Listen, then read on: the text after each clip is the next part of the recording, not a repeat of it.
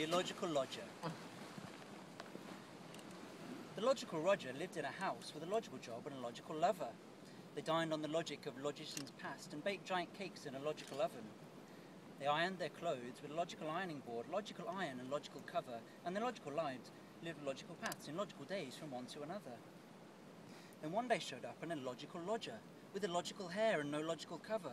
He cared not a jot for the logic of Roger, his logical job or his logical lover, and he strolled round carefree with todger in hand, looking for action, adventure, lover. This man did not care for logic at all. In fact, he disputed it, Aristotle and all. There's no such thing as logic, is what he said. It's all just a game that you play in your head.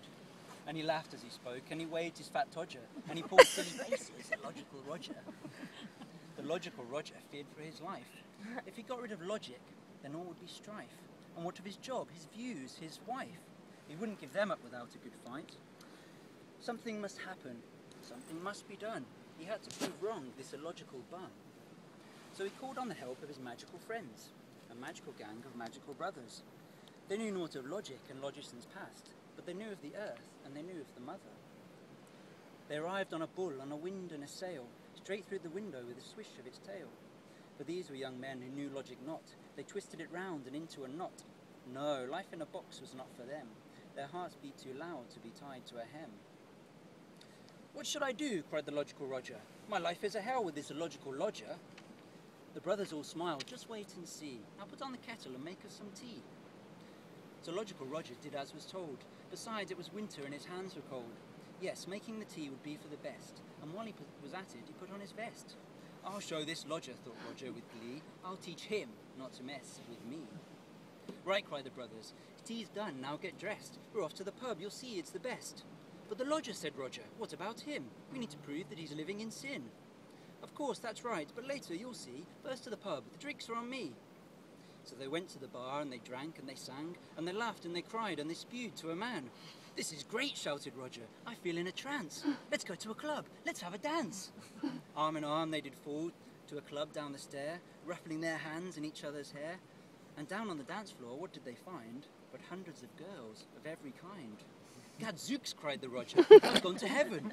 There's a girl each in here. There's probably 7. And with lusty eyes and hands did he dance, and caught more than one admiring glance. The logical Roger was a specimen indeed, a man of great strength like a knight on a steed. So the girls moved towards him and stuck out their chests, and his loins swelled up thick with the seed that is best. One came so close that her scent filled his nose. Take me home, she whispered, and rip off my clothes. This was too much for the logical Roger, and he felt a great surge in the length of his todger. He swept her right up and into a cab, and before he knew what, she was groping his slab. They raced up the stairs and into her flat, and stripped off clean naked in front of the cat. Of course, Roger knew what all logicians knew, that 1 + 1 will always equal 2. What he wanted from this lusty whore was 5 or 6, and then maybe more. Bend over, he said, I'll show what I've got. Oh yes, cried the girl, please give me the lot. But just as the Roger was about to land, a man burst in with a gun in his hand. What are you doing, you beast, you shit? Get off my girl or I'll blow you to bits. Roger span round in shock and surprise, drool at his chin, lust in his eyes. And stood there before him, with a gun at his todger, the man whom he hated, the illogical lodger. What the hell's going on? Shouted logical Roger. You live in my house, illogical lodger. You walk around with your hand on your todger. You're messing with me, my life and my lover. You're having a laugh, you think it's a hoot. And when did you start wearing a suit? Yes, said the man. Yes, I'm your lodger, your heart, your spirit, your lust, your brother. But that's the trick, it's so simple, don't you see? For I am like you, and you are like me. The mind, yes, it knows this logical trick, but if you think that is all, then you're bound to get sick. For the heart and the spirit have their own paths, and know nothing at all of logic and maths.